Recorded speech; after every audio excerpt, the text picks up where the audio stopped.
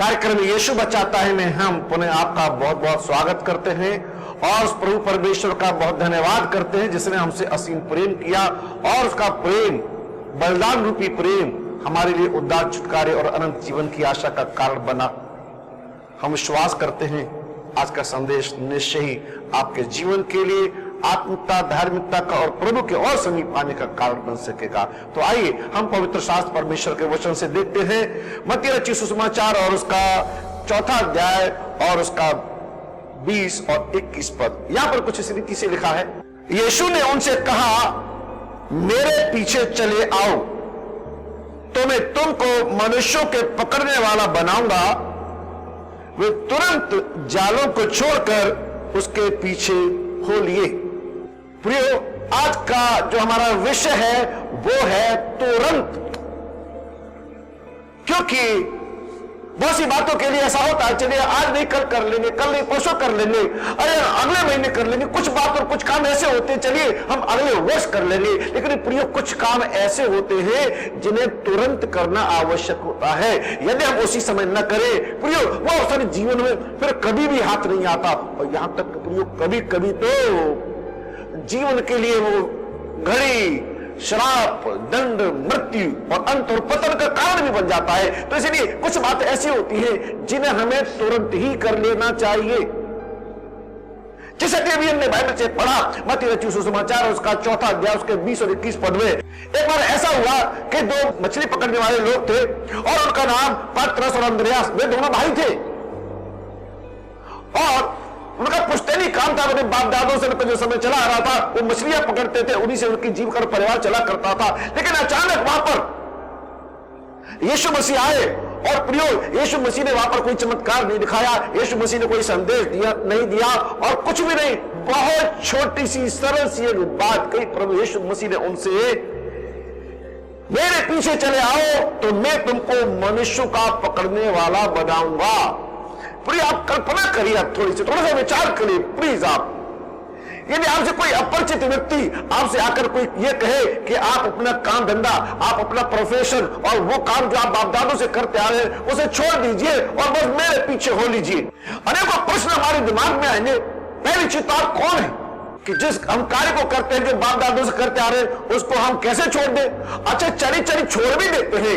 यदि हम आपके पीछे चलेंगे तो हमें क्या मिलेगा? ये इंसान की प्रवृत्ति है। हम कुछ भी कार्य करने से पहले ये चीज निश्चित कर लेना चाहते हैं, जान लेना चाहते हैं कि हमको सांसारिक लाभ क्या होगा और फिर मनुष्यों को पकड़ने वाला बनाऊंगा। प्रिय, मेरे एक अपनी निजी राय हो सकती है। एक बार मैं ये सोच रहा था, अरे मनुष्यों को, अगर वो बात आज के युग में, आज के समय में अगर उसको हम देखें, अरे क्या आप हमें अपहरण करना सिखाएंगे? मनुष्यों को पकड़ना सिखा रहे हैं आप? प्रियो, अनेकों प्रश्न ऐसे आ सकते थे और बड़ी व्यवहारिक प्रश्न भी आ सकते थे। प्रभु यीशु मसीह ने कहा, मेरे पीछे चले आओ। अरे भाई, ये भी कह सकते थे कि आपको पता कि अभी हम मछली पकड़ने वाले लोगों की जो ड्रेस होती है कैसी होती है? बड़ी आधी अधूरी सी ड्रेस होती है।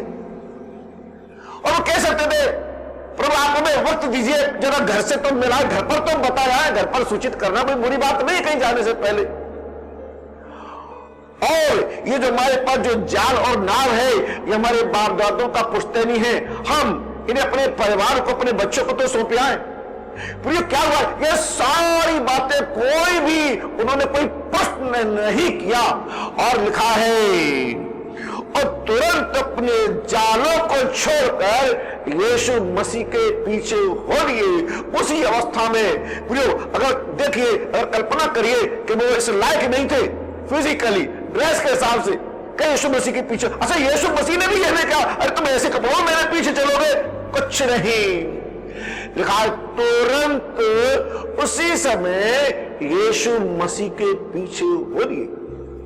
आज भी इस दुनिया में मछली पकड़ने वाले बहुत हैं। उन मछली पकड़ने वालों की समाज में कोई पहचान नहीं होती, कोई विशेष स्थान नहीं होता। लेकिन ये पतरस और अंद्रयास दोनों भाई, अब ये मछली नहीं रहे, एक गुमनाम जिंदगी इनकी नहीं रही। आज अगर देखें इतिहास की पुस्तक के अंदर इनका नाम है, परमेश्वर के वचन बाइबल के अंदर इसका नाम है। हम प्रचार करते पतरस के विषय में भी बताते हैं, और सबसे बड़ी बात है कि उनका नाम साथ ही साथ जीवन की पुस्तक में भी लिखा है।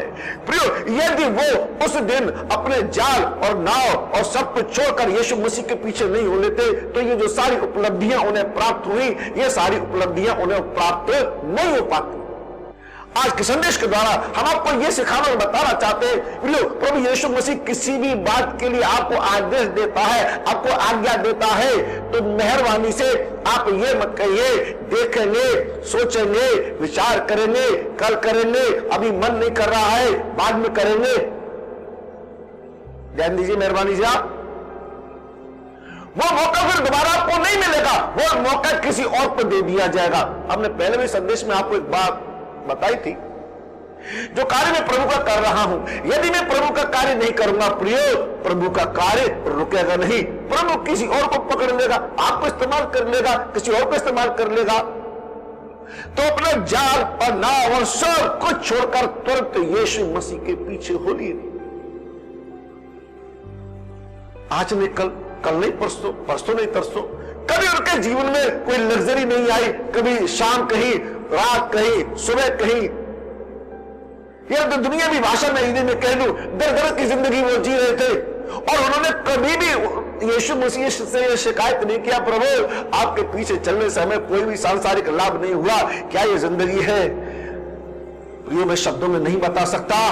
जो यीशु मसीह के पीछे हो लिया, वो जिंदगी का मतलब समझ गया, और सचमुच वास्तविक जिंदगी तो उसी को प्राप्त हो जाती है। बात जब पतरस की आती है, तो पतरस के विषय में हमारे मसीह समाज में पतरस की एक पहचान बताई गई कि वो बड़ा जल्दबाज था। कई बातों में जल्दबाजी बड़ी खतरनाक होती है, लेकिन प्रभु के कार्यों में जल्दबाजी खतरनाक और गलत और बुरी नहीं होती। यही पतरस जब यीशु मसीह के पीछे चलते चलते चलते चलते चलते, एक बार की बात है कि प्रभु यीशु मसीह के यही चेले झील में यात्रा कर रहे थे और वो संकट में फंस गए थे। प्रभु यीशु मसीह पानी पर चलते हुए आए और उसे कहा, ढाढ़स बांधो, डरो मत, मैं हूं। और आगे की जो प्रमुख बातें मत्ती रचित सुसमाचार है, उसका 14 अध्याय और 31 पद में कुछ इसी रीति से लिखा है, यीशु ने तुरंत उसका हाथ बढ़ाकर उसे थाम लिया और उससे कहा, हे अल्पविश्वासी, तूने क्यों संदेह किया? प्रभु यीशु मसीह पानी पर जब चलकर आए, तो पतरस के मन में भी ये उत्सुकता हुई, ये इच्छा हुई कि जैसे मेरा प्रभु पानी पर चल रहा है, मैं भी पानी पर चलूं। और प्रियो, मेरा यीशु मसीह भी चाहता है जो कार्य यीशु मसीह ने किए, वो कार्य यीशु मसीह के लोग भी करें। वो संसार के स्वामियों की तरह नहीं, जिन्हें ईर्ष्या हो कि मेरा दास, मेरा कार्य करने वाला मेरे बराबर कैसे हो सकता है। परंतु प्रभु यीशु मसीह ने कहा, तुम मुझसे बड़े बड़े काम करोगे। प्रियो, प्रभु यीशु मसीह ने उसे पानी पर चलने की अनुमति दी, लेकिन पीछे के पदों में लिखा है, जब उसने हवाओं को देखा और वो डर गया और उसके मन में संदेह आया, और तुम्हें डूब जाऊंगा, और सचमुच वो डूबने लगा। और उसने प्रभु यीशु मसीह की तरफ हाथ बढ़ाया, प्रभु मुझे बचाइए। ध्यान दीजिए मेहरबानी से, आप अगर यीशु मसीह तुरंत हाथ न बढ़ाते, अगर 60 सेकंड मतलब 1 मिनट का वक्त ले लेते, तो प्रियो क्या होता? उन लहरों में, उस पानी में वो समा जाता और पतरस का अंत हो जाता। तो वही चीज है, प्रभु यीशु मसीह और प्रभु यीशु मसीह के लोग प्रभु के कार्य में विचार नहीं करते, विचार करने की आवश्यकता भी नहीं। प्रभु का कार्य, हर बात उसकी आज्ञा, शिक्षा, आदेश एकदम सिद्ध है, परफेक्ट है। हाँ, और लिखा है, प्रभु ने तुरंत हाथ बढ़ाया और उसे बचा लिया। प्रिय, पता है वो क्यों डूबने लगा? उसकी वजह बाइबल के बहुत से लोग बहुत सी बातें बताते हैं, लेकिन यहां पर स्पष्ट लिखा है, प्रभु यीशु मसीह ने कहा, हे अल्पविश्वासी, तूने क्यों संदेह किया? अरे बचाने वाला प्रभु तेरे साथ है, लेकिन तूने उधर न देखकर तूने उस हवा को देखा, उस लहर को देखा जो भयभीत कर रही थी, लेकिन तूने प्रभु की ओर नहीं देखा। काश तू प्रभु की आंखों में आंखें डाले रहता, तो ये भय तुझे भयभीत नहीं करता, क्योंकि पूरी बाइबल बताती है, जिन्होंने उसकी ओर ताका, लहरों की ओर नहीं, यीशु मसीह की ओर, जिन्होंने उसकी ओर ताका, उन्होंने ज्योति पाई और उनका मुंह कभी काला होने ना पाया, या यूं कहे वो डूबने नहीं पाया। मेरा यीशु मसीह अपने सारे कामों को तुरंत करता है। और अब यही पतरस यीशु मसीह के पीछे चलते चलते चलते चलते, जो उसका अल्प विश्वास का अर्थ होता है कम विश्वास, लेकिन एक समय ऐसा आया कि वो पतरस प्रभु यीशु मसीह विश्वास में बहुत बढ़ गया और बहुत धनी हो गया। यही पतरस पता क्या करने लगा, कार्य जो यीशु मसीह किया करते थे, प्रेरितों के काम, और उसका 3रा अध्याय और उसके 6 पद में कुछ इस रीति से लिखा है। तब पतरस ने कहा, चांदी और सोना तो मेरे पास है नहीं, परंतु जो मेरे पास है वो तुझे देता हूं।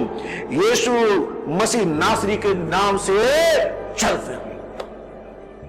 पतरस और यूहन्ना आराधनालय में जा रहे थे और द्वार पर ही एक जन्म का लंगड़ा था, जो 40 वर्ष से लंगड़ा था, जन्म से लंगड़ा था, और वो भीख मांगा करता था। तो उस भीख मांगने वाले ने यूहन्ना और पतरस की तरफ भीख की दृष्टि से अपेक्षा की, और उसने कहा, चांदी और सोना तो हमारे पास है नहीं।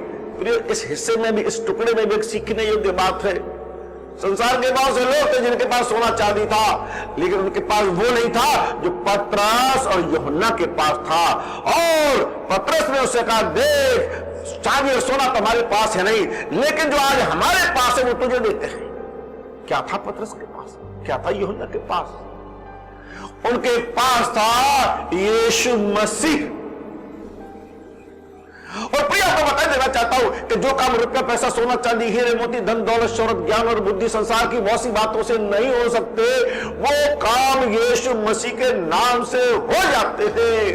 और उन्होंने उस जन्म के लंगड़े से कहा, यीशु मसीह नासरी के नाम से चल फिर। और प्रियो, यीशु मसीह के नाम से कोई भी काम महीने भर में नहीं, साल भर में नहीं, सदियों में नहीं, तुरंत होता है। और वो तुरंत उसी पल, उसी घड़ी, उसी क्षण खड़ा हो गया। लोगों को यकीन नहीं हो रहा था, लोग कहने लगे, ये देखो उस लंगड़े के बराबर है। प्रियो, उस लंगड़े के बराबर नहीं, वही लंगड़ा था जो यीशु मसीह के नाम से तुरंत ठीक। मैं आपको बाइबल से अनेकों आपको प्रमाण बता सकता हूं कि प्रभु यीशु मसीह ने जितने भी कार्य किए तुरंत किए। चलिए मैं उत्पत्ति से लेकर और कुछ एक बात वर्णन आपको बता देना चाहता हूं। प्रियो, जब परमेश्वर ने दुनिया बनाई तो मजदूरों को नहीं लगाया, इंजीनियर्स को नहीं लगाया। जब प्रभु ने कहा ऐसा हो जा, वैसा हो गया। ये चीज बन जा, वो चीज बन गई। तुरंत तुरंत होता जा रहा था, सब कुछ तुरंत होता जा रहा था। प्रियो, मैं इस बात के द्वारा साथ साथ आपको ये बता देना चाहता हूं, जिस बात को, जिस कार्य को करने के लिए प्रभु ने आपको आदेश दिया है, वो 1 मिनट के लिए बाद नहीं, 1 दिन के बाद नहीं, उस कार्य को आपको तुरंत करना है। यदि आज आप तुरंत कार्य करेंगे, प्रभु यीशु मसीह आपके लिए अपने कार्य को तुरंत करेगा। जिस प्रकार से पतरस ने तुरंत सब कुछ छोड़कर यीशु मसीह के पीछे हो लिया, और जब पतरस संकट में आया, यीशु मसीह ने भी तुरंत अपना हाथ बढ़ाकर उसे उस संकट से बचा लिया। सच बताइए, आपको कितनी तकलीफ होती है जब किसी एक बात को लेकर आप हफ्तों, महीनों, वर्षों प्रार्थना करते हैं और प्रार्थना का उत्तर नहीं मिलता। मन में नाना प्रकार के संदेह आते हैं, प्रभु आप हमारी विनती को क्यों नहीं सुन रहे। प्रियो, प्रभु आपका अपना कार्य एक तुरंत पल भर में करने को तैयार है, परंतु आपको सिखाना चाहता है कि आप प्रभु का कार्य, प्रभु का आदेश, प्रभु की आज्ञा का तुरंत पालन करते हैं, जैसे पतरस ने किया। पतरस ने कोई प्रश्न नहीं किया, परंतु अपने जाल और नाव सब कुछ छोड़कर यीशु मसीह के पीछे हो लिए। हम लूका रचित सुसमाचार उसका 13 अध्याय उसके 13 पद में पाते हैं, एक स्त्री थी जो कुबड़ी थी, जो सीधे नहीं हो पाती थी। प्रभु यीशु मसीह ने उसको छुआ और वहां लिखा वो तुरंत एकदम सीधी हो गई। मरकुस रचित सुसमाचार उसका 1 अध्याय उसका 42 पद में 2 कोड़ियों के विषय में जिक्र पाते हैं। प्रभु यीशु मसीह के पास 2 कोड़ी आए, प्रभु यीशु मसीह ने उन कोड़ियों को छुआ, वो धीमे धीमे शुद्ध होने नहीं लगे। 1 हफ्ते बाद, 1 महीने बाद, ना 1 मिनट का वक्त भी नहीं लगा, वहां लिखा है वो तुरंत शुद्ध हो गए। उनकी स्किन बिल्कुल आपकी मेरी तरह नॉर्मल हो गई। मरकुस रचित सुसमाचार उसका 2 अध्याय उसके 22 पद में हम पाते एक लकवे का मारा हुआ व्यक्ति था, उसका शरीर बिल्कुल अपंग था, कुछ कर नहीं सकता था, वो दूसरों पर निर्भर था। वहां पर भी उस प्रभु यीशु मसीह ने छुआ प्रियो, वो तुरंत उसी समय वो एकदम आपकी और मेरी तरह स्वस्थ हो गया। मरकुस रचित सुसमाचार उसका 5 अध्याय और उसको 19 पद में हम एक स्त्री के विषय पाते हैं जिसे लहू बहने का रोग था, वर्षों से उस पीड़ा से गुजर रही थी और शरीर में बहुत कमजोरी आ चुकी थी, सारा पैसा उसका खर्च हो चुका था और सारी बातों को आप जानते हैं। जिस रीति से जब प्रभु यीशु मसीह ने छुआ, मैंने कहा तुरंत उसका लहू बहना बंद हो गया। अच्छा सच बताइए, हमारी जिंदगी में कोई भी काम तुरंत हो जाए तो कितना अच्छा लगता है, जबकि कई बार हमारा मन, हमारा दिल, हमारी बुद्धि यह कहती है कि इस काम में तो वक्त लगेगा। प्रियो, कोई भी काम जब मनुष्य के हाथ में, मनुष्य के ज्ञान में, मनुष्य के विचार में, मनुष्य की शक्ति में, मनुष्य के अधिकार में होता है तो वक्त लगता है। लेकिन प्रियो, वही कार्य जब यीशु मसीह के हाथों में पहुंच जाता है तो सालों और महीनों और मैं कह दूं सदियों का काम तुरंत हो जाता है। प्रभु चाहता है कि वो कार्य आपके जीवन में तुरंत हो, लेकिन आप भी उसको कार्य करने के लिए प्रभु के लिए समर्पित और तैयार रहें, ताकि जब आप प्रभु का समय आपके जीवन में कार्य करने का आए तो वो भी अपना कार्य तुरंत कर सके। बाइबल बताती है अवसर को बहुमूल्य समझो। मैं इस बात को बार बार दोहराऊंगा। उस पतरस को और उसके भाई अंद्रयास को ये मौका मिला था, आपको भी मौका दिया, मुझे भी मौका मिला है। हमने बीते संदेश में आपको एक बार बताया था, प्रभु ने जिस दिन मुझे बुलाया कि जाओ प्रभु की सेवा के लिए जाओ, मैं प्रभु का बहुत बहुत धन्यवाद करता हूं एक उस बहुत बड़े संकल्प के लिए लेने में जिसने प्रभु ने मेरी मदद की कि मैं बैंक की नौकरी को छोड़कर प्रभु की सेवा के लिए निकल सका।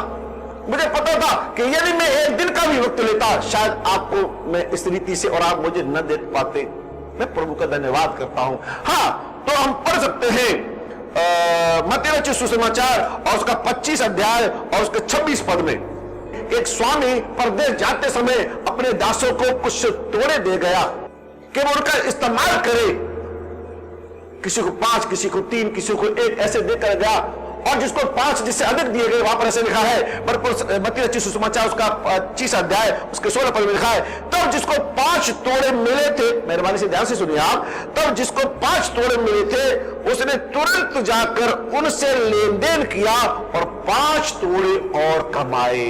तुरंत जाकर उनसे लेन देन किया, तुरंत जाकर उसका इस्तेमाल किया और 5 और कमाए। उनमें एक व्यक्ति और था जिसको 1 तोड़ा दिया गया था और उस व्यक्ति ने ले जाकर जमीन में गाड़ दिया और अपने आराम करने लगा। और जब स्वामी आया और स्वामी ने उस सबसे लेखा लिया तो 5 वाले ने उसे स्वामी को जब 10 दिए तो स्वामी बड़ा प्रसन्न हुआ और उसने कहा, धन्य है तू दास, और तू मेरी और मीरास का भागीदार होगा, उसका भी तू हिस्सेदार होगा, तुझे और इसका बड़ा प्रतिफल मिलेगा। और प्रियो, जो उसको 1 मिला था उसने पता नहीं कहां डाल दिया था, निकाल कर लाकर स्वामी को देते हुए कहा कि ये है। और प्रियो, और स्वामी ने उसे दंड दिया, उसे अंधेरी कोठी में डाल दिया गया, उससे वो दमड़ी ले ली गई, उससे वो सिक्का ले लिया गया, थोड़ा ले लिया गया और उसको दे दिया जिसने और बढ़ाया। इसीलिए बाइबल का सिद्धांत कहता है कि जिसके पास है उसे और दिया जाएगा, जिसके पास नहीं है जो कुछ इससे वो भी ले लिया जाएगा।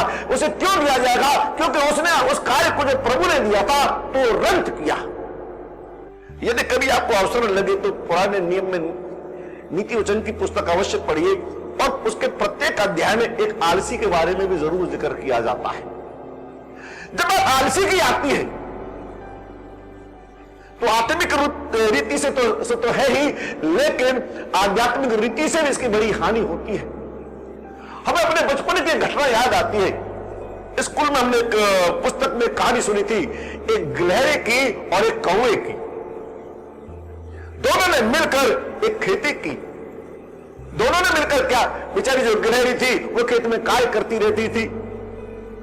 गिलहरी कौवे से कहती थी चलो खेत में पानी दे आए, तो कौवा कहता था कि तू चल, मैं आता हूं, चुपड़ी रोटी खाता हूं, ठंडा पानी पीता हूं और हरी डाल पर बैठा हूं। फिर गिलहरी आई कि चलो कुछ खेत में निराई कर जाते हैं। तो फिर वो कौवा कहता था कि तू चल, मैं आता हूं, चुपड़ी रोटी खाता हूं, ठंडा पानी पीता हूं, हरी डाल पर बैठा हूं। फिर गिलहरी ने कहा हमारी फसल पक गई है, चलो उधर देख कर आते। फिर वही कहता कि तू चल, मैं आता हूं, चुपड़ी रोटी खाता हूं, ठंडा पानी पीता हूं, हरी डाल पर बैठा हूं। फिर गिलहरी ने कहा अब तो कटनी का वक्त आ गया है, चलो अब तो चले चलो। तो कौवा फिर वही बोला कि तू चल, मैं आता हूं, चुपड़ी रोटी खाता हूं, ठंडा पानी पीता हूं, हरी डाल पर बैठा हूं। फिर गिलहरी ने अपना हिस्सा काटा और वो अपने हिस्से को काट कर ले गई। और फिर बड़ी तेज बारिश हुई और उस तेज बारिश में जो कौवे का हिस्सा था वो पानी में डूब गया और नाश हो गया। और कौवे ने ये नहीं कहा कि तू चल, मैं आता हूं, चुपड़ी रोटी खाता हूं, ठंडा पानी पीता हूं, हरी डाल पर बैठा हूं। वहां पर ऐसा हम पाते हैं वो बहुत रोया, मेरी तो किस्मत खराब है, ऊपर वाले ने मेरा सब कुछ नुकसान कर दिया। प्रियो, ऐसा नहीं है। हम कई बार किस्मत पर, कई बार परमेश्वर पर, कई बार लोगों पर दोष लगाते हैं। गिलहरी का तो नुकसान नहीं हुआ, उसे जो कार्य करना तुरंत करना चाहिए था उसने कार्य तुरंत नहीं किया। आज हमारे बहुत से लोग हैं संसार की बातों के लिए, संसार की अभिलाषाओं के लिए, व्यर्थ की बातों के लिए वो तुरंत तैयार तत्पर रहते हैं, लेकिन प्रभु के कार्य के लिए तू चल, मैं आता हूं, चुपड़ी रोटी खाता हूं, ठंडा पानी पीता हूं, हरी डाल पर बैठा हूं। प्रियो, उनकी भी हालत वही होगी जो उस कौवे की हुई। आपके साथ ऐसा ना हो। जिस कार्य के लिए प्रभु ने आपको नियुक्त किया है, जो सेवा, जो कार्य आपके जीवन से, आपके परिवार से परमेश्वर लेना चाहता है, उसे समर्पित होकर वफादारी के साथ करिए। और मैं यकीन के साथ आपको बता देना चाहता हूं, प्रभु यीशु मसीह अपना कार्य तुरंत ऐसे करेगा जैसे पतरस के साथ किया। यीशु मसीह जब पतरस वो डूबने लगा, यीशु मसीह ने ये देखा 1 मिनट में, अरे आपको पता 1 मिनट में तो सब कुछ गड़बड़ हो जाता, लेकिन गड़बड़ कैसे हो जाता, वहां पर यीशु मसीह था। लूका रचित सुसमाचार उसका 12 अध्याय और उसके 36 पद में इस रीति से लिखा है, और तुम उन मनुष्यों के समान बनो जो अपने स्वामी की वाट देख रहे हो कि वह विवाह से कब लौटेगा, कि जब वह आकर द्वार खटखटाए तो तुरंत उसके लिए द्वार खोल दे। धन्य वो दास जिसे उसका स्वामी जागते पाए और उसके लिए द्वार खोल दे। लगभग हमने 1 महीने पहले एक संदेश दिया था, प्रकाशित वाक्य उसका 3 अध्याय उसके 20 पद से संबंधित, कि देख मैं द्वार पर खड़ा हुआ खटखटाता हूं, यह शब्द सुनकर द्वार खुलेगा तो मैं सब प्रवेश करूंगा और उसके साथ भोजन करूंगा और वो मेरे साथ। बहुत सी जिंदगियों पर प्रभु यीशु मसीह महीनों से, सालों से खटखटा रहा है, खोल दे हृदय की द्वार, खोल दे हृदय की द्वार। तू चल, मैं आता हूं, चुपड़ी रोटी खाता हूं, ठंडा पानी पीता हूं, हरी डाल पर बैठा हूं, अभी तो प्रभु मैं विश्राम कर रहा हूं, अभी तो मैं प्रभु थक गया हूं, प्रभु आप कल आ जाना। ये धन्यदास नहीं है, ये विश्वासी योगी मसीह नहीं है। धन्य वो दास जिसे उसका स्वामी जागते पाए। प्रियो, अब स्वामी से ये नहीं कह सकते आप टाइम से आ जाना क्योंकि फिर मेरा सोने का वक्त होता है, मेरे विश्राम का वक्त होता है। बिल्कुल नहीं, ये मेरे आपके हक में ये बात बिल्कुल नहीं है। ये तो प्रभु यीशु मसीह का जो आगमन होना है, हम उसके लिए आप प्रार्थना करते कर सकते, प्रभु आप उस वर्ष नहीं उस वर्ष आइए, आप ऐसे मौसम में नहीं वैसे मौसम में आइए, आप ऐसे समय में नहीं वैसे समय में आइए। यदि मैं ऐसी प्रार्थना करता हूं, बिल्कुल भी उचित नहीं होगा ऐसी प्रार्थना करना। मेरा काम है मैं समय असमय तैयार रहूं, तुरंत तैयार रहूं। अभी मैं टीवी पर एक न्यूज देख रहा था प्रियो, आजकल देशों की जो चर्चा चल रही है, एक दूसरे के विरुद्ध बड़ा कटाक्ष वार्ता चल रही है, और मैं सुन रहा था कि एक देश की सेना कह रही थी कि हमें केवल 5 मिनट का वक्त दे दिया जाए, हम उस देश को बिल्कुल खत्म कर देंगे। मैं सोच रहा था, हम अपने घर पर एक बर्थडे का प्रोग्राम भी अगर सेलिब्रेट करते हैं, उसमें हमें कई घंटे प्लान करने के लिए लग जाते हैं, सेलिब्रेट करने के लिए लग जाते हैं, वो भी प्रॉपर टाइम पर नहीं हो पाते। और उतना बड़ा कार्य करने के लिए, एक देश को खत्म करने के लिए, एक सेना करीब 5 मिनट में हम खत्म कर देंगे। प्रियो, उनके ज़हन में कुछ नहीं, केवल वही कार्य रहता है, और उन्होंने सालों पहले इस बात की तैयारी कर ली है। इसलिए वो दावे के साथ कह रहे हैं कि हम 5 मिनट में ऐसा कर देंगे। बाइबल बताती है जब पापी ही थे ठीक समय पर उसने भक्तिहीनों के लिए अपनी जान दी। फिर मैं कल्पना करता हूं यदि यीशु मसीह ने क्रूस पर चढ़ाए जाने के कार्य को, उस बलिदान को अगर 1 महीने बाद किया होता तो कैसे रहता? अरे 1 महीना तो बहुत ज्यादा हो जाएगा। मैं ही सोचता हूं 1 मिनट की भी देरी अगर यीशु मसीह ने कर दी होती, शैतान हमारे जीवनों पर अपना साम्राज्य स्थापित कर चुका होता। अंधकार की शक्तियां, शैतान दुष्ट चाहता था कि हमारे जीवनों पर प्रभुता करे, इससे कि पहले वो हमारे जीवनों पर प्रभुता करता। यीशु मसीह ने क्रूस पर आकर अपना बलिदान देकर शैतान के बंधनों से आपको और मुझे आजाद कर दिया। ठीक समय पर उसने भक्तिहीनों के लिए अपनी जान दी। पूरे 2 विषय बताकर आज के संदेश को मैं पूरा करता हूं। मत्ती रचित सुसमाचार उसका 21 अध्याय उसके 30 पद में लिखा है, यदि तुमसे कोई कुछ कहे तो कहना प्रभु को इनका प्रयोजन है, वो तुरंत उन्हें भेज देगा। देखिए हम प्रभु पर विश्वास करते हैं, वो तो है ही, प्रभु भी कुछ लोगों पर कितना विश्वास करता है। जो हम पाम संडे के विषय में हम सुनते हैं, प्रभु यीशु मसीह कोई गधी के बच्चे की आवश्यकता पड़ी, प्रभु यीशु मसीह ने अपने चेलों से कहा कि तुम सामने के नगर में जाना और एक गधी का बच्चा कर ले आना, और यदि उसका स्वामी कुछ कहे, याद दीजिए मेहरबानी से, यदि उसका स्वामी कहे तो क्या वहां से इतना बता देना कि यीशु मसीह को इसका प्रयोजन है, और लिखा वो तुरंत तुम्हें दे देगा। और प्रिय वास्तव में उस व्यक्ति ने तुरंत गधी के बच्चे को प्रभु यीशु मसीह के लिए दे दिया जब उसे पता चला कि यीशु मसीह को इसका प्रयोजन है। एक सीखने वाली बात आज आपको बता देना चाहता हूं। उस देश में बहुत से ऐसे लोग थे जिनके पास घोड़े थे, राजा के यहाँ हाथी भी होंगे, और बहुत से लोगों के बड़े बड़े, जैसे खोजा के पास एक गाड़ी थी। यीशु मसीह देश के किसी भी व्यक्ति के पास अपने चेलों को भेज सकता था कि उसके पास चले जाना और वो दे देगा। प्रभु यीशु मसीह को पता था कि वो मुझे वो चीज नहीं देगा।